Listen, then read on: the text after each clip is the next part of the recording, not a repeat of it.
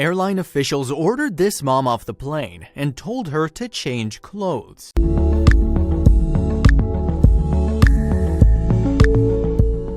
Londoner Harriet Osborne was on her way home after having the trip of her life in Spain. Excited to reunite with friends and family, Harriet was in high spirits, but all that post-vacation glow would soon quickly disappear. Harriet was given a surprising ultimatum: change clothes or get off the plane. What followed would spark a media explosion and a fierce debate. The summer of 2019 wouldn't be forgotten anytime soon by 31-year-old London native and mother of two Harriet Osborne.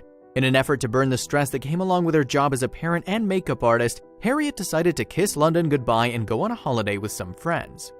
The young lady wanted to go somewhere where she could experience some real summer weather. With that goal in mind, she flew out of London to the sunny south of Spain to experience what summer was really made of. Unbeknownst to her, this vacation would bring about some big changes for Harriet. Harriet's life back in London was very different from her life while on holiday. Usually her style is quite modest. Not only is England a notoriously cold country, but she was a preoccupied mother of two. In general, dressing up in revealing clothing was probably the furthest thing from her mind.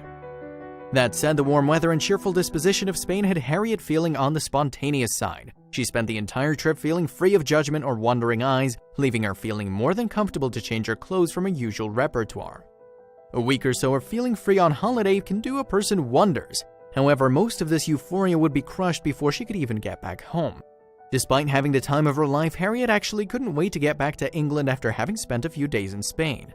She missed her little ones and some of the friends that didn't come along. Believe it or not, she even started to miss England's cold weather. Harriet had spent the trip in Malaga and Costa del Sol, where the weather is the exact opposite of the one we might find in England. On her last day, she went on a bit of a shopping spree with her friends, and Harriet was blown away by the selections. One couldn't find such articles of clothing across the pond. However, one piece stood out from the rest. Harriet couldn't believe her eyes. As the gang made their way to a store called El Corte Inglés, Harriet suddenly fell in love with a sheer blouse she saw in her display window. She asked the store clerk if she could see the dress up close and personal. The first thing she looked at was the price tag. Her heart immediately dropped. There was no way she could justify paying that much money for a blouse. Her girlfriend went on to encourage Harriet to at least try it on. After all, they were on holiday. To Harriet's disbelief, she looked amazing in the blouse. It was like the two were made for each other. Her friends eventually talked her into buying it, but sadly, that dream blouse would lead to something far removed from admiration. After the shopping spree, Harriet and her friends had a final lunch in Spain and then headed back to the hotel to pack their bags. The moment she took a second look at that blouse, she regretted the purchase. At what time of year in England would she even be able to wear it? So to enjoy her last moments in the balmy weather, as she packed her clothes into her suitcase, she decided to wear the new blouse to the airport. After all, given how few opportunities she'd have in chilly England to wear this without having to change clothes, why not live it up? The folks working at the airport would feel much different. The thought that she was wearing something that could get her into trouble didn't even cross Harriet's mind. Harriet was a proud believer that women should be able to wear whatever they wanted and not have to deal with catcalling and unwanted attention. Unfortunately, she was just about to see that not every woman feels this way. While she'd passed through the airport with no issues, things started popping off when she got to the airplane door. A friendly stewardess was warmly greeting everyone as they boarded the plane. However, her eyes widened when she saw Harriet and she didn't even greet her. Harriet paid no mind to the reaction, squeezing by her into the plane. The stewardess had no intentions of letting her off that easy. Harriet was caught extremely off guard by the reaction she got from the stewardess. Instead of asking her if something was wrong, she ignored her completely and walked to her seat. But if she thought that frosty reaction was a fluke, she was in for a surprise. She began to see EasyJet staff talking in hushed tones and looking in her direction. The plane wasn't moving despite everybody being seated. The discomfort started turning into fear. This mother just wanted to go home and reunite with her kids, but she sensed that there would be a chance that she wouldn't be going anywhere. At that moment, Harriet saw the same stewardess begin approaching her. Harriet had no idea what the flight attendant's problem could be. Was she being mistaken for someone else? At that moment, the attendant faced her and said, "You're not coming on my plane like that. You need to put a top on." The comment completely caught Harriet off guard. Harriet had no idea that her top was even considered revealing. She'd even taped it down just in case someone could possibly see it as not modest. The stewardess took things to the next level by trying to cover up Harriet with her hands. Why would they zero in on Harriet in such a manner? Harriet demanded to know why she was being singled out. The stewardess then shot back that there had been multiple complaints concerning the blouse being too revealing. Those complaints must have been incredibly speedy, considering that Harriet hadn't even been on the plane for 5 minutes at this point. The flight attendant's claims seemed patently ridiculous, and Harriet refused to lay down for her. An argument ensued before the whole plane. Finally, Harriet found little reason for the fighting and decided she'd just bow out and change clothes. However, things had got personal and the stewardess felt like she needed to take things to the next level. Not for a single minute did Harriet believe the bogus claims of the flight attendant, but she was going to give in if it meant seeing her kids. Harriet stepped off the plane and changed into a sweater, and as she boarded the plane once more, Harriet was met by a parade of judgmental glances. The humiliation had her on the verge of tears, but she could at least feel grateful that she'd gotten onto the plane and they could depart. However, as the stewardess passed by, Harriet couldn't hold her tongue. She lashed out at her and told her that her treatment made her feel cheap and humiliated. The stewardess gave no immediate response but rushed to her co-workers. As the crew began to talk in hushed tones again, Harriet sunk into her seat. She'd already acceded to change clothes. What more could they want from her? The same flight attendant returned to Harriet, this time with a far different demand: that Harriet get off the plane entirely. Harriet couldn't believe what she was hearing. This didn't mean just getting kicked off of the plane and catching the next one. She had nowhere to sleep for the night and had wasted money on a plane ticket that she wouldn't be able to use. As the plane took off into the sky without her, she had no idea what she would do. Harriet couldn't even begin to understand what had just happened. As she stood in the airport terminal crying, 2 Spanish policemen approached her and said that she was kicked off the plane for causing a public disturbance. This came across as a huge shock to her. To lighten the blow of the experience, however, the police agreed that she shouldn't have been kicked off the plane. But things weren't going to be as easy as just hopping on the next plane and going back to the arms of her children. The stewardess had done far more damage than anyone could have imagined. What made the matter so much worse was that it was the last flight to London for the day, which meant Harriet wouldn't get to see her kids who were at home at the very moment awaiting her arrival. However, that was only the tip of the iceberg. Harriet was going to be in for a very uncomfortable night. Due to her shopping spree and needing to buy a plane ticket to London, Harriet didn't have enough funds to stay in a hotel room. This meant sleeping on the floor at a terminal. When she got onto a plane next day, she made sure to cover up everything. However, she wasn't about to forget what happened to her. If everything went as planned, everyone would be hearing about her experience. Once she landed in London, Harriet picked up her phone and called a slew of media companies in the country. They were quick to want to interview her and get all the grim details of her trip home, and it wasn't long before all of England was talking about Harriet's appalling treatment on that EasyJet flight. The news quickly went from national to international and then viral. Pretty soon, Harriet's story was a worldwide sensation and everyone had an opinion about her situation. Some people stood in Harriet's corner and others sided with a strict stewardess. While many would expect EasyJet to fold up, give her a refund, and apologize after getting the bad press, they did the complete opposite. EasyJet had no regret about kicking Harriet off the plane. When the story was covered by Fox News, the airline left a statement that said the following: "We can confirm that a passenger traveling from Malaga to Stansted on 23rd of June was unable to travel due to behaving disruptively." The statement further said, following concerns about her clothing, the crew politely requested that the customer wear an additional top for the flight, which the customer agreed to. However, she then proceeded to act disruptively towards a member of our crew. Our cabin and ground crew are trained to assess all situations and to act quickly and appropriately. We do not tolerate abusive or threatening behavior towards our staff. Much like Harriet Osborne, Madeline Schieffer had a similar experience, but in a water park. If anyone could have caught a glimpse of Odessa, Missouri native Madeline Schieffer's life in the early 2000s, they would have said she was living the ideal. She had a good job, 2 kids, and the personal drive to give them the kind of life every child deserves. However, one day in 2005, life sideswiped this young mom. It didn't come in the form of a disease or a car accident. Rather, her life changed as the result of something very basic that anyone might do. As Madeline was going through her nightly routine, something suddenly occurred that would shatter her reality and leave her in a position she'd never dreamed could happen.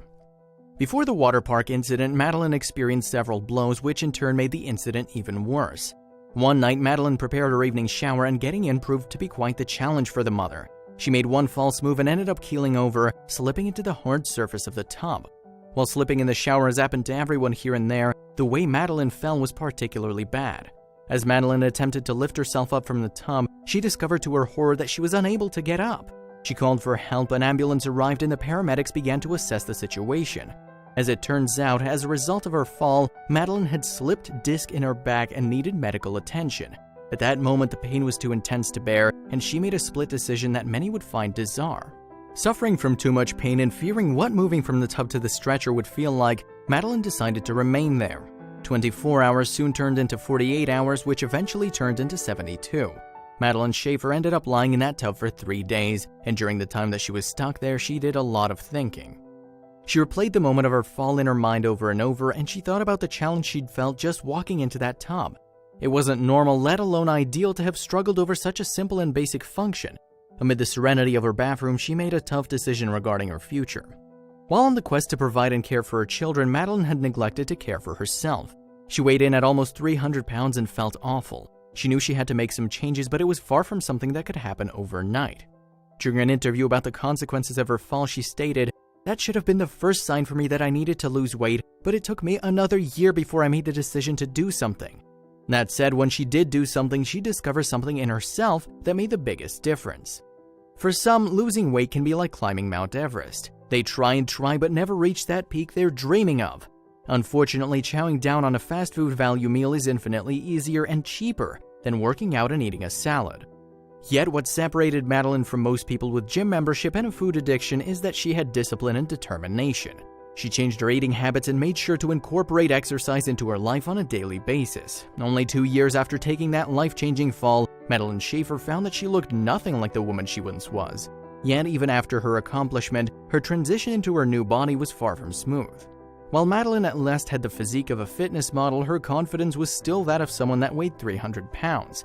Even after years of continuing to maintain the best shape she'd ever been in, she was still extremely shy when it came to wearing a bathing suit in public.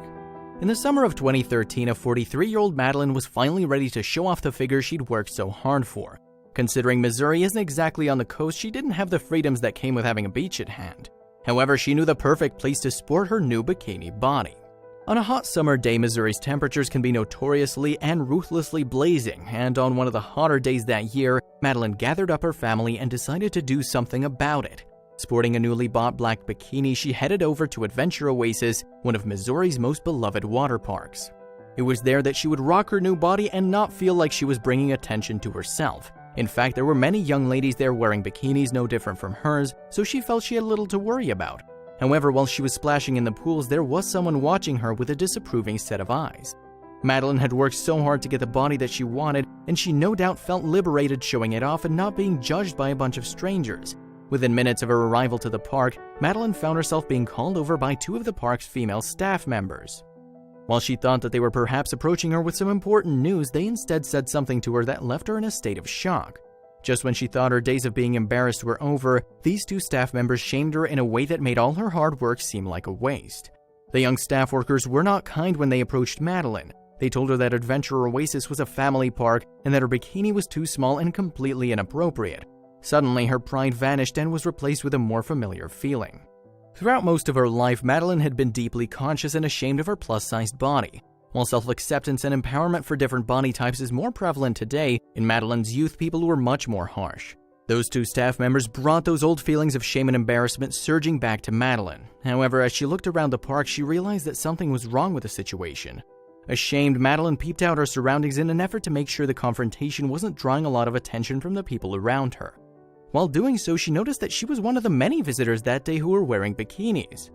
Madeline later remarked in an interview, "This wasn't a thong. It was a standard summertime 2-piece string bikini, same as everyone else who felt confident enough in their body to wear one." With that observation, she began to realize that the staff wasn't exactly concerned with her bikini, but with something specifically connected to her. It wasn't about her bikini, these 2 staff members were body-shaming Madeline. When she realized what was happening, her sense of pride returned to her. She stated during an interview, "My body is different from the young girls that were walking around in their bikinis, but why should I be made ashamed of my body?" Further explaining the situation, she said, "I'm a 43-year-old woman who didn't have the confidence or the body to put on a bikini until 40 years old. I will not be discriminated against because I look too good in one." As she began fighting with the 2 staff members, they gave her 2 options and both were equally unappealing. Believing her bikini bottoms to be too small, the water park staff members gave the 43-year-old 2 options, both of which were utterly unacceptable. They stated that she could either put on some shorts or leave the park. She couldn't believe what she was hearing. She'd later say, "They said that my bottoms were inappropriate. That was funny to me because they're full-size bottoms." She couldn't believe that these 2 female staffers were singling her out. Was their job so boring that they had to find someone to cause trouble with? She demanded that she speak to their supervisor, however this didn't help at all, so she gave them an ultimatum. When again asked to cover up, Madeline shot back with the following, "Well, I'm not covering up, and if you expect me to leave, you'd better call the police and have them escort me out." It was but a few minutes later that red and blue lights were flashing outside of Adventure Oasis. The cops calmly escorted her out of the park, and while it was mildly humiliating, she felt like she was doing this for a greater cause. She was getting thrown out for every woman who'd ever been discriminated against. While one would expect the police to use the full extent of their force, they actually reacted in a way that caught her off guard. As the police were walking her out of the park, they said something that validated Madeline's feelings. They said that they disagreed with the staff park members, but that they had to do their job. According to Madeline, they told her the following: "We can't actually say anything," they said as we walked outside, "but I hope from the expression on our face that you can tell how we feel." While the Adventure Oasis staff members probably thought that her problem was over, they'd have another thing coming. As she was overcome with anger by what had happened, Madeline wasn't just about to brush the experience off her shoulders and move on with life. She had a plan that would put their vile behavior in the limelight for all to see. As soon as she got home, Madeline logged onto her Facebook and left a post about her humiliating experience. She explained to her audience, "I felt like it was both age and body discrimination, and I felt like I could look around me and I could see a handful of other girls half my age wearing the same size swimming suit and not being singled out and told to put on clothes or leave." People couldn't believe that the staff workers at Adventure Oasis would behave in such a manner. Madeline's post gained more and more traction and support and soon became a viral sensation on the internet. Yet that was just the beginning, as her story was about to reach people in a much higher position. The story made Madeline something of a local celebrity, and she began getting recognized by strangers. She was even soon contacted by Good Morning America as they wanted to cover her story. This would definitely be a big blow to Adventure Oasis, and she was more than happy about it. With her story hitting several news outlets, she soon had the support of the world standing behind her. She proudly wrote on her Facebook, "In addition to other countries already mentioned, I've now heard from Greece, China, Hong Kong, and received over 500 beautiful letters from Brazil. I've been wanting to see the world, and now the world is coming to me and sending much love." What would she do with this new platform? When it comes to what Madeline actually wants out of the situation, it has little to do with money or even access to the park. She wants change. She posted, "I stand by my grievance that I was discriminated against at Adventure Oasis Water Park, and I don't believe it should happen again." She further stated, "It is not money that is going to correct the issue, but a change in the swimming park's appropriate swimming attire policy, and also an improvement involving better education and orientation of their park management." With that said, where is Madeline all these years later? It looks like the incident at Adventure Oasis was the final straw for Madeline. It was only weeks after the occurrence that she packed up her bags and moved to Hawaii. There she could enjoy the beach at her leisure and have plenty of opportunities to feel comfortable in her own skin. She's gone on to state, "I do love the Midwest. I've been a Missouri girl all my life, but there's a sort of oppression there that you don't find in a lot of parts of the world. To be kicked out of a water park for wearing a swimming suit, that is sort of a Midwestern thing. That's not going to happen in Hawaii." While most might think that Madeline's situation was unique, sadly, a young lady named Yvette Harvey Salter found herself in a similar situation. On the other side of the globe in Auckland, New Zealand, aspiring singer Yvette Harvey Salter had no idea she'd be breaking news when she went on one of her routine visits to the Albany Stadium pool. She and her boyfriend had been going 3 times a week for the past 2 years. The staff had always been quite accommodating and polite, and Yvette never once got the notion that she was on anyone's bad side. Yet her sense of comfort at the pool would soon be tarnished. Someone didn't like what they were seeing, and they were about to make things inexplicably and unjustifiably difficult for her. While Yvette was using the sauna and spa, one of the lifeguards on duty approached her. Usually, Yvette expected nothing but pleasantries from the staff, but this lifeguard was wearing an expression of startling severity. She asked her if the two of them could speak in private. A lighthearted day at the pool suddenly took a very dark turn. Seeing as this lifeguard had asked her to accompany her in a solemn tone, it was very clear that something bad had happened, or was about to. As they walked into the guard's back office, a bomb was dropped on Yvette that absolutely crushed her spirit. She couldn't believe what she was being told. The lifeguard informed Yvette that there had been many complaints about her. It was shocking to hear, as she couldn't imagine what she had done to deserve any legitimate complaints. She'd been merely using the spa and sauna and minding her own business. It was soon revealed that it all came down to the 26-year-old's bikini. The bikini she'd been wearing that day wasn't anything too revealing. It was a black glass-on bikini, and in fact, it was rather tame for a two-piece. The lifeguard asked Yvette if she had any other swimwear at home. Yvette couldn't believe her ears. The first question was who would try to call the lifeguard's attention to the swimsuit in the first place and why. During an interview about the incident, Yvette explained why she'd been singled out. "It's not a rule at Albany State Pool, but all these moms have complained." When Yvette tried telling the lifeguard that there wasn't a rule regulating her swimsuit, it was clear that this lifeguard simply wasn't going to listen to reason. Yvette recalled she pretty much didn't take up a bar of it, and she said, "Well, you gotta wrap up. You've gotta put a towel around you if you're wanting to walk around wearing that bikini." Naturally, Yvette felt disgusted and outraged that the lifeguard would make such a horrible request. Yvette later explained that they weren't just asking her to change her swimwear, but doing something much worse. In her own words, Yvette said, "It just felt like body shaming, really. I'm really hurt by it." Small swimwear was nothing new in the Albany Stadium pool. On more than a dozen occasions, Yvette had seen men wearing Speedos, and never once did anyone complain. It quickly became quite clear to her why she was being singled out. She wouldn't be discriminated against and leave quietly. Yvette went directly to the front desk, where she was not only giving them a piece of her mind but asked to be refunded. The ladies at the front desk, however, wouldn't approach the matter with class or respect. What they did took the offense to a whole new level. Getting the refund quickly and easily would have been too much to ask for. Opting for the immature way to handle things, the staff workers at the front desk decided to giggle and tease Yvette about the situation. They also took their sweet time processing the refund. When she left, she didn't hesitate to let them know that they just lost a very loyal customer. Yvette went on to share her story on social media, and it didn't take long for it to explode and go viral. It quickly went from being a popular internet story to capturing international news headlines. While some actually agreed with what had happened to Yvette, most were just as upset about it as her. The heightened attention led to the pool making a public apology. Auckland's council head of recreation Rob McGee expressed that he was very disappointed with how Yvette was treated by the staff at the Albany Stadium pool. He said, "On behalf of the lifeguard who spoke to the customer and the team at Albany, I'd like to offer a sincere apology to the customer." He went on to say, "We're sorry she was made to feel uncomfortable, and the lifeguard who passed on the feedback from other pool users now realizes this wasn't the right thing to do."